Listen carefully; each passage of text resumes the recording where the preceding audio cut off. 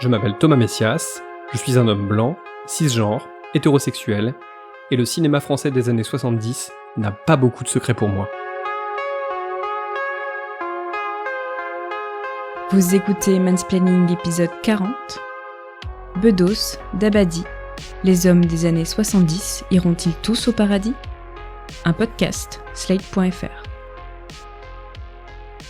J'aime bien ce cinéma-là parce que, à l'image des tables en formica et des costumes pieds de poule, il est à la fois totalement daté et foncièrement charmant.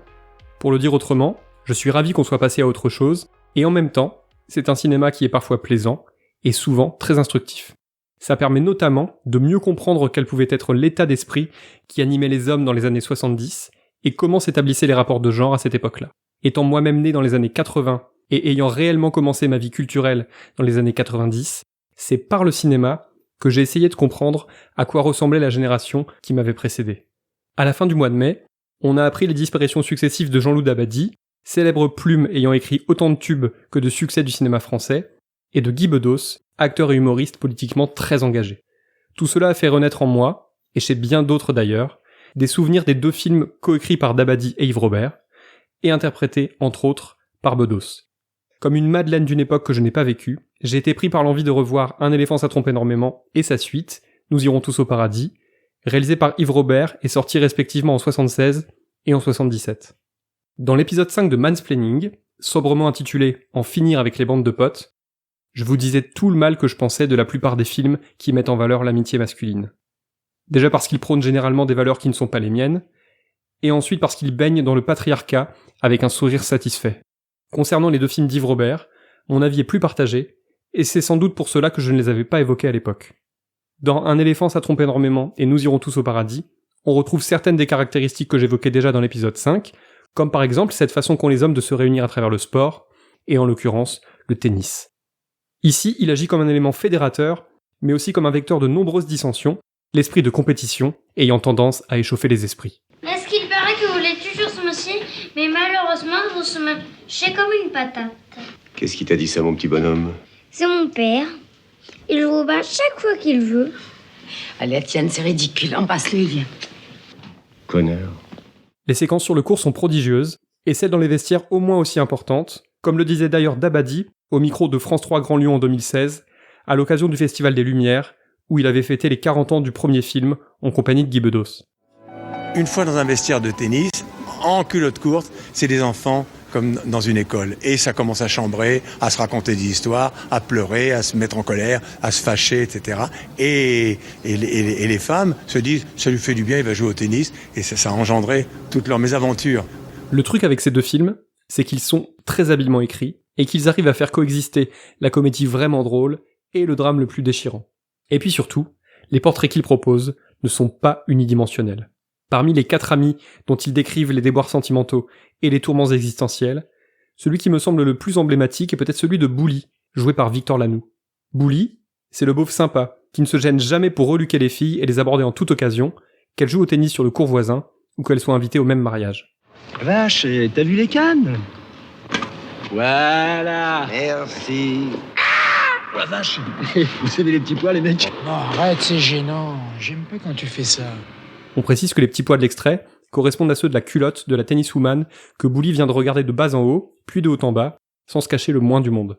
Bouli pense tellement avec son pénis qu'il croit que sa femme Marie-Ange ne se rend pas compte qu'il couche avec d'autres dès qu'il en a l'occasion. C'est là que le traitement d'Yves Robert et Jean-Loup Dabadi est intéressant. Bouli le chaud lapin n'est ni glorifié, ni conspué. Ses amis l'avertissent, posent des questions, on sent que pour eux c'est un autre monde, soit parce qu'ils ont une autre conception de la fidélité, soit parce qu'ils ne se sentent pas capables d'être aussi gonflés. En tout cas, la façon dont le personnage est dépeint se suffit à elle-même. Et Marie-Ange ? Quoi, Marie-Ange ? Elle ne s'est jamais aperçue de... Enfin, tout ça, quoi. Carmen, je ne sais plus quoi, et comment elle s'appelait, la pharmacienne avant les vacances ? Blanche-Neige ? Non, la pharmacienne. Jocelyne ! Marie-Ange, elle est môme, la maison, son transistor, 38 piges. J'aime pas les formules, mais c'est une femme heureuse, quoi. Et elle, de son côté, non, je veux dire, elle ne bouge aucune oreille. Marie-Ange ? Non, mais attends, mais... Il est bête, ce mec. Marie-Ange. Un jour, Bouli rentre chez lui avec ses amis et trouve l'appartement familial vide. Littéralement vide. Marie-Ange est partie avec les enfants, les meubles et tous leurs souvenirs communs. C'est pas possible, les mecs, elle a tout emporté. Ah bah oui, là, c'est... Ouais, c'est où vous aviez... il y avait la tapisserie, hein. Les 2 bergères et l'autre abruti, là. Hein? Vous étiez mariés sous quel régime? La séparation ou la communauté? Oh, écoute. Non, c'est pour savoir si elle avait le droit d'emporter tous les meubles. Je peux téléphoner? Ce n'est que là qu'il réalise qu'il ne s'est pas bien comporté et qu'il a besoin d'elle plus que de n'importe qui. Soudain, son sentiment de toute puissance et d'impunité explose en 1000 morceaux. Le voilà alors malheureux comme les pierres, quasiment irrécupérable. Et puis Marie-Ange revient. Et à la seconde même où elle réinvestit l'appartement, Bouli reprend ses activités d'avant. C'est à la fois rigolo et pathétique. Surtout pathétique en fait. Car s'il a pleuré à chaudes larmes l'absence de celle qu'il décrit comme l'amour de sa vie, Bouli n'a tiré aucun enseignement de son départ. Mais alors, aucun. La voix off signée Jean Rochefort restitue parfaitement ce sentiment-là. Mais la meilleure surprise de la semaine qui suivit fut la brusque réapparition de l'épouse et des meubles de notre ami Bouli. Petit papa, c'est aujourd'hui ta fête. À ces jours, les raisons de ce retour restent troubles. Simon et Daniel tentèrent de prétendre qu'elle était le fruit d'une démarche effectuée par eux, le fameux soir où je m'étais absenté de la capitale. Mais ils donnaient sur cette expédition des détails confus et contradictoires. Quant à Bouli, il pensait au fond de lui-même qu'il émanait de sa personne un charme trop puissant pour que la malheureuse ait pu tenir le coup. Ce qui est terrible à dire, c'est que dès le lendemain, il recommença à pécher, par où il avait été puni. Dabadi et Robert tiennent une ligne qui n'est pas évidente. Il s'agit d'éviter toute condamnation morale et de nous laisser juges. Est-ce que Bouli nous fait marrer ou est-ce qu'on le trouve juste minable? Que ferait-on si on se trouvait à la place de ses amis? Est-ce qu'on lui donnerait poliment notre avis sur sa façon de se comporter? Est-ce qu'on se fâcherait? Est-ce qu'on fermerait les yeux en riant de ses frasques? Les 2 films ne nous disent jamais comment penser. Ils nous offrent juste sur un plateau les contradictions et les hypocrisies de ces personnages si bien campés par leurs interprètes respectifs. Alors il y a tout de même quelques séquences qui coincent. Dans Nous irons tous au paradis par exemple, Bouli gère un club de tennis et il n'est vraiment pas possible de cautionner cette scène dans laquelle il entre dans les vestiaires des femmes, puis dans la cabine de douche de l'une d'entre elles, en prétextant des problèmes de plomberie à gérer. Bonjour, madame. C'est ici qu'il y a une douche qui fait du foin, là? Hein? Oh, pardon, excusez-moi. Ah, bah, ils l'ont mis. En effet, hein? Voilà. Ah, bonjour Étienne. Bonjour, Daisy. Qu'est-ce que vous attendez? Non, rien, personne. Il n'y a pas d'excuse à ce genre de comportement, en 1977 comme en 2020. Mais on peut tout de même apporter une nuance. Les 2 films portant un regard très intelligent sur les rapports humains, je crois que cette scène de vestiaire relève surtout de la faute de goût, liée à une époque où les hommes ne se posaient absolument pas la question de ce qui était tolérable et de ce qui ne l'était pas, et où les femmes n'avaient pas forcément la possibilité de leur faire savoir. Ce qui s'est amorcé dans le courant des années 2010 et s'est renforcé depuis MeToo, c'est que désormais, les hommes n'ont plus d'excuses. Ils ne peuvent plus faire comme s'ils ne savaient pas ce qu'est une agression sexuelle ou ce que signifie le mot consentement. Et ils ne peuvent plus ignorer que l'humour ne justifie pas tout. Ni les mains aux fesses, ni les intrusions dans des cabines de douche. La même séquence dans un film sortant aujourd'hui me semblerait impardonnable, parce qu'on ne peut plus faire comme si on ne savait pas, surtout quand on passe des mois à écrire un film, puis des mois à le tourner et à le monter.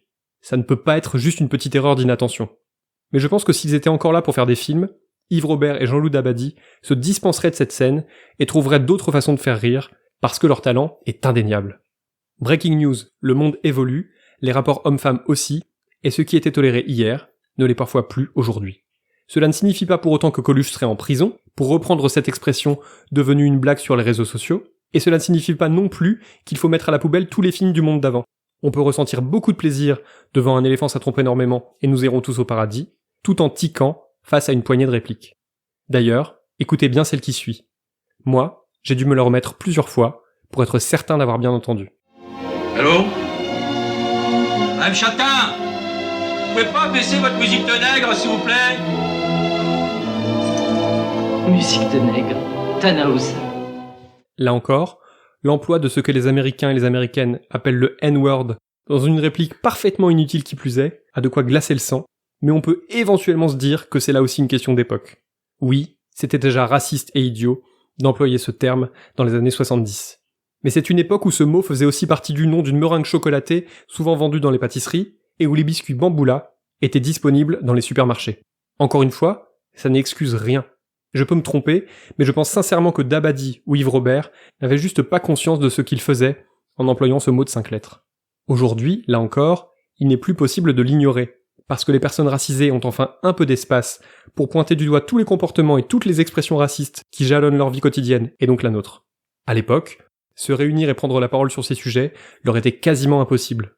En résumé, contrairement à ce qu'affirment les adeptes du « on ne peut plus rien dire », ce n'est pas notre époque qui est devenue bien pensante ou notre société qui s'est muée en tribunal populaire, mais c'est juste qu'aujourd'hui, les victimes de sexisme, de racisme ou d'autres discriminations ont enfin la possibilité d'en parler et qu'il n'est plus possible pour nous de faire la sourde oreille. Revenons à des aspects plus positifs. Je crois qu'on n'en parle pas assez quand on évoque ces deux films, mais leur traitement de l'homosexualité me semble en revanche aussi moderne que mature. Cela concerne Daniel, le personnage joué par Claude Brasseur, qui est sans doute le plus en retrait dans cette bande de 4, alors qu'en réalité, Brasseur est quelqu'un de très expansif et de très bruyant. Ce n'est pas moi qui le dis, c'est Dabadi lui-même, dans un excellent article signé par Nicolas Chaleur pour Téléops. Daniel vend des voitures. Il évolue dans un monde où masculinité et virilité se confondent souvent. Daniel pratique le mensonge par omission pour éviter d'évoquer son homosexualité. Même au sein de son groupe d'amis, le sujet n'est quasiment jamais abordé. C'est poliment accepté, mais jamais totalement affirmé. Autant les affaires de cœur et de cul des autres personnages prennent beaucoup de place, autant Daniel vit ses histoires dans son coin, comme pour ne pas déranger, pour ne pas choquer. Le film traite avec beaucoup de tact l'autocensure dont il fait preuve, parce que l'homophobie plus ou moins intériorisée de la société lui a fait comprendre depuis bien longtemps qu'il avait plutôt intérêt à rester discret. Et c'est d'ailleurs pourquoi Daniel est parfaitement crédible lorsque, pour sauver la mise de son copain Étienne, qui est sur le point d'être découvert avec sa maîtresse, il finit par faire semblant d'être en couple avec elle. Tout le monde n'y voit alors que du feu. Tu as dit bonjour, Mimi. Bonjour. Oh, on n'a pas eu le temps, tout le monde arrive. Donne les verres, Claude. Alors, non, nous on ne boit pas, on se sauve. D'abord on est vexé, et puis j'ai fait des frais. Hein, mon bébé, j'ai pris 2 places pour Playel. Ouh, oh oui, elle aime que ça, alors c'est... Non, mais vous avez bien 2 minutes quand même, soyez pas si pressés. Non, ça n'est pas question. Et puis, qu'est-ce que... Voilà, écoutez la musique. Dis au revoir, Mimi. Bien, au revoir. Au revoir. L'anniversaire, tiens. Dans le film, c'est assez clair. Quand il évolue au sein du groupe, Daniel n'est pas considéré comme homosexuel, mais comme un élément neutre. Sa vie sentimentale ou sexuelle n'est jamais un sujet, alors que les 3 autres ne se gênent pas pour étaler la leur. Et puis, bien cloisonné, on nous montre aussi son intimité, notamment une rencontre importante en fin de premier film, et une scène de sa vie privée dans le 2e volet. Qu'est-ce qui se passe? Je ne sais pas. On jouait au tarot avec une bande que tu connais pas, et puis... L'autre là s'est mis à saigner du nez. Il est dans ton lit? Hein? Bah oui. Peut-être lui faire une petite piqûre, il a un peu de tension. So Yesh. Yesh pied? Qu'est-ce qu'il dit? Je sais pas. Je crois qu'il est polonais. Le message est clair. Pour vivre heureux, Daniel vit caché. Et ça, j'aimerais que ça ne soit qu'une question d'époque. J'aimerais affirmer que c'était pire avant, que l'homophobie est en recul, et qu'il est désormais plus facile d'affirmer publiquement son homosexualité. Mais la réalité, c'est que je n'en suis pas si sûr, et que de toute façon, je ne suis absolument pas bien placé pour juger. Le véritable héros des 2 films, si vous me passez l'expression, c'est Étienne Dorset, alias Jean Rochefort. Dorset, c'est le type un peu plat qui rêve secrètement d'être un autre que lui. Marié, des enfants, il mène une vie de bureaucrate sans histoire. Mais dans le premier film, il se met à fantasmer sur une inconnue nommée Charlotte, jouée par Annie Dupéret, depuis qu'il l'a vu jouer les Marilyn Monroe sur une grille d'aération de parking souterrain. 6 semaines plus tôt, je n'étais qu'un homme sans aventure, calmement épris de sa famille et de sa patrie, et dont le regard ne faisait aucune embardée au passage des femmes.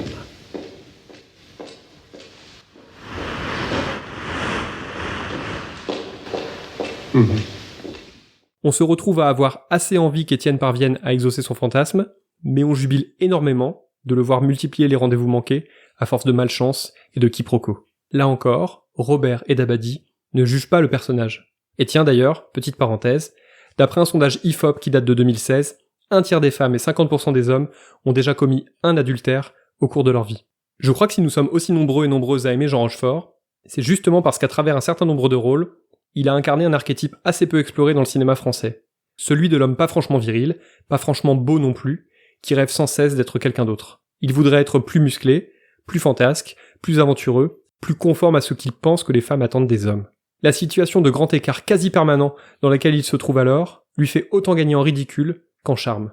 Un mécanisme qu'on retrouve également dans Courage Fuyons, sorti en 79, dans lequel il incarne le roi des pleutres qui tente de se muer en bad boy intrépide pour les beaux yeux d'une autre inconnue, jouée cette fois par Catherine Deneuve. Encore un film réalisé par Yves Robert et coécrit avec Jean-Loup Dabadi. Allez dire à cet homme là-bas qu'il cesse de me regarder. Lequel, le tout noir? Oui. Ce qu'il y a de beau avec les personnages joués par Rochefort, c'est que c'est justement leur façon de ne pas être conforme aux normes masculines préétablies qui leur permet de s'accomplir dans la vie et accessoirement de séduire des femmes hors catégorie. C'est ce qui se produit aussi dans Le mari de la coiffeuse, sidérant et déchirant chef-d'œuvre, signé Patrice Lecomte. 3 semaines plus tard, je retournais au salon Isidore, à peine anxieux, juste délicieusement ému. Mes cheveux n'avaient bien entendu pas eu le temps d'en pousser, en tout cas pas dans des proportions justifiant une coupe. Bonjour. Bonjour.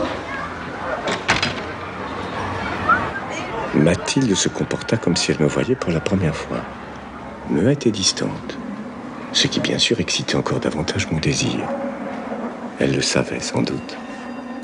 Jean Rochefort, c'est quelqu'un d'absolument unique, d'inimitable, d'irremplaçable. Il ne faut donc pas chercher à être Jean Rochefort, mais on peut éventuellement tenter de s'en inspirer, de lui emprunter un peu de sa folie douce, un peu de son émerveillement d'enfant, un peu de sa mélancolie aussi. Ça peut être nettement plus constructif que de vouloir être Tony Montana ou Walter White. Attention, hein, Étienne d'Orsay n'est pas non plus un personnage admirable. Il est capable de mentir comme un arracheur de dents, de multiplier les petites médiocrités pour arriver à ses fins, de faire n'importe quoi mais de ne pas assumer. Dans Nous irons tous au paradis, il développe même une jalousie presque maladive parce qu'il suspecte sa femme d'avoir une liaison. Alors que dans Un éléphant ça trompe énormément, l'auteur du coup de canif dans le contrat, c'était lui. Mais jamais Dabadi et Robert ne le glorifient. Ils rient autant avec lui que de lui. Une subtilité qui échappe bien trop souvent aux réalisateurs et aux scénaristes de comédie. Toi, t'es pas bully. Tu sais le coup qu'il a fait à Marie-Ange, jeudi dernier encore, devant moi. La secrétaire qui téléphone à 10h du soir pour dire qu'il y avait du travail au bureau. Il a fait ce coup-là. Ça marche encore, ce genre de truc. Mais justement, non. Ça marche plus. Allô? Oui? Non, mais qu'est-ce qui vous prend, Deschanel? Vous n'êtes pas bien de m'appeler chez moi? Non, je ne veux pas sortir. Non, Deschanel, je ne veux pas sortir. Non, Deschanel. Non, Deschanel. Voilà. Au revoir. Je voulais terminer par Guy Bedos, alias Simon. Simon n'est peut-être pas le personnage le plus finement écrit de la bande, mais ça ne l'empêche pas d'être vraiment touchant. Simon, c'est un Calimero hypocondriaque, le comble pour un médecin, qui vit une histoire très compliquée avec sa propre mère. Celle-ci est jouée par Marthe Villalonga, qui, vous avez sans doute déjà entendu cette histoire 10 000 fois, n'était en fait âgée que de 2 ans de plus que Bedos. À l'écran, il faut avouer que c'est assez crédible, et puis ce qui est rassurant, c'est qu'à côté de ça, les partenaires féminines des personnages principaux sont interprétés par des actrices qui ont globalement le même âge qu'eux. Les films ne s'inscrivent donc pas dans cette tendance, dont je vous reparlerai un de ces jours, qui consiste à mettre dans les bras des héros masculins des femmes beaucoup plus jeunes. Les séquences les plus mémorables de Simon sont celles dans lesquelles il s'engueule bruyamment avec sa mère, en plein match de tennis, ou au beau milieu d'une réception. Pourquoi tu nous dis ça? Nous... Mais dis, si je peux pas chercher un peu de chaleur chez mon fils, qu'est-ce qui me reste? Tu veux me le dire? Toi aussi, tu veux que je te débarrasse, hein? Mais non, mais tu arrives comme ça sans prévenir, la maison s'écroule. Qu'est-ce que je peux faire? On était là, il y avait pas de bruit. Ah bon, parce que maintenant il faut que j'écrive pour venir. Alors que j'habite à 20 cm, faut que je prenne rendez-vous. Mais ce que j'aime plus globalement chez lui, c'est son rapport à la souffrance, et surtout sa façon de l'exprimer. Simon ne va jamais très bien. Il cherche sa place dans l'existence, son corps le fait souffrir, les drames ne l'épargnent pas. Eh bien Simon ne s'en cache pas. Il en parle. Il en parle peut-être trop, ou de façon trop plaintive, mais en tout cas, il parle. Lui qui a tellement besoin d'extérioriser ce qui lui pèse tant, on le sent prêt à démarrer une analyse. Sa fragilité et son regard toujours au bord des larmes nous bouleversent. Revoir les films juste après la mort de Guy Bedos les rend d'ailleurs encore plus renversants. Il nous rappelle que, homme ou femme, c'est un droit fondamental que d'être triste et de le dire. Eh bien disons-le, les morts de Jean-Loup Dabadi et de Guy Bedos m'ont rendu triste. Yves Robert n'est plus là, Victor Lanoux et Jean Rochefort non plus. De cette bande de mecs, il ne reste en fait que Claude Brasseur. La page n'est pas loin de se tourner définitivement sur ces années 70 qui sont désormais loin derrière nous, mais dont il y a tellement d'enseignements à tirer. Voilà, c'était l'épisode 40 de Mansplaining, un podcast proposé par Slate.fr. Merci à Aurélie Rodriguez et Benjamin Ours. Si vous avez aimé ce podcast, N'hésitez pas à le dire en nous couvrant d'étoiles partout où vous le pouvez, 5 de préférence, et en parlant le plus possible autour de vous. Toutes vos remarques et vos questions sont les bienvenues à l'adresse suivante, mindsplaining@slate.fr. Vous pouvez aussi me contacter via Twitter ou Instagram, mes messages privés sont toujours ouverts. Toutes les références aux articles, œuvres, vidéos citées se trouvent dans la description de ce podcast. Bon courage, faites toujours attention à vous et aux autres, et à dans 15 jours.